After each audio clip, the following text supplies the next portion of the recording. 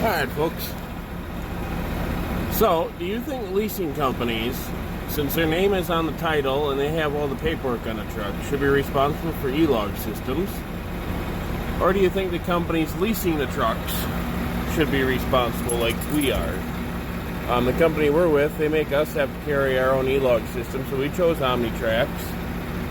And every time I have to jump out of my Kenworth into a Mack or a Volvo that the leasing company has an abundance of, because that's mainly what they run, and they used to be a dealer, I have to use this little Garmin guy. But he doesn't read all the stuff he's supposed to, but it works enough to give me a paper log on my tablet, and then like it reads some of the stuff, but not everything. But I mean, it's an adapter from an OBD2 to the Garmin's 9.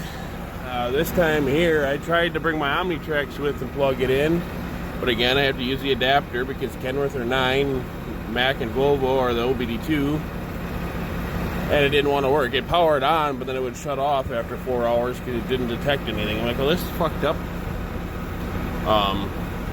So yeah, I personally believe the leasing company, since their name's on the title, should be the ones responsible for e-logs, and then they can also track their state miles and all that stuff a lot easier than yelling at us all the time when we jump into one of these trucks about not being dead perfect. It's like, well, every time I cross the state line, I send a voice message to the office on what that odometer reads, and I don't know how that's not close enough, but okay.